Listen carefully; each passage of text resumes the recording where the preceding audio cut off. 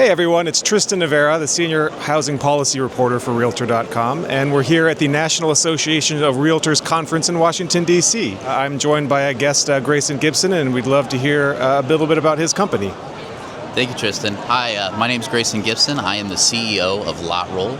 At LotRoll, we're trying to get a 100% view of manufactured housing for the first time and promote professionalism by partnering with current partners like the MLSs in this space for the first time ever. And we're really excited for the amount of interest that we're seeing and the amount of conversations we're having here. And manufactured housing is one of the best solutions for affordable housing, and we're really excited to keep promoting it.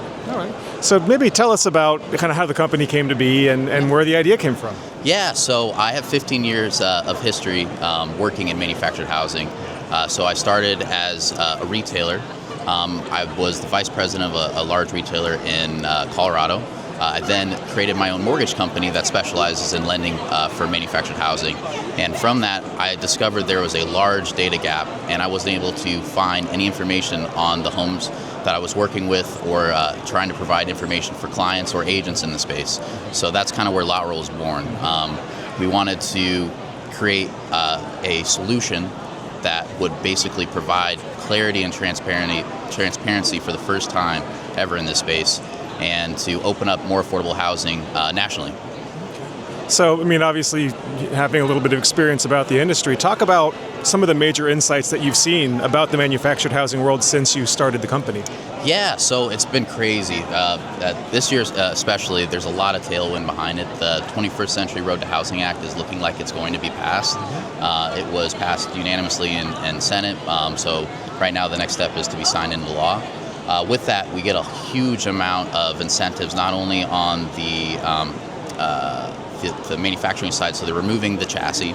We're getting incentives on the financing side. So when I say incentives, I mean reasons for more people to kind of join in and for the space to be promoted, as well as more incentives for park development, so at the state and county level.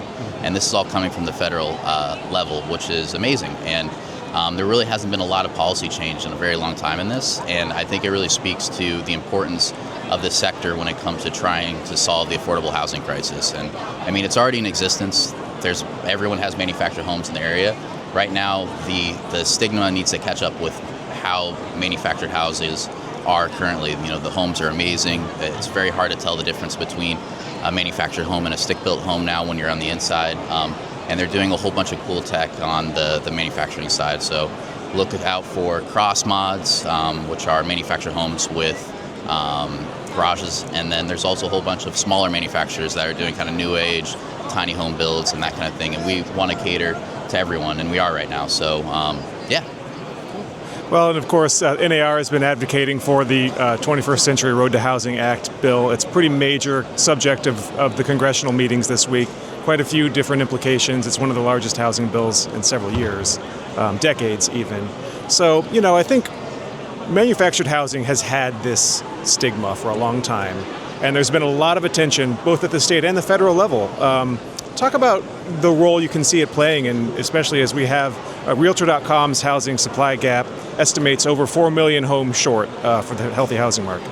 Yeah, I mean, so actionability, right? So really the biggest limiting factor right now is the available places to place manufactured homes, right? So you need to have programs and incentives in place at the state and city and county level in order for people to access these types of housing types, right? So there's the land issue, and then there's also the issue of how do you pair available opportunities with housing stock and manufacturers. So that's kind of where we kind of specialize, is how do we go from an idea of like, I just want an affordable home, to making it actionable, right? And all of our solutions are data driven, and we're also trying to promote the space by offering this data and these insights to show how great of a journey actually owning a manufactured home is in comparison to things like renting, right? You can actually start building equity and start building your wealth.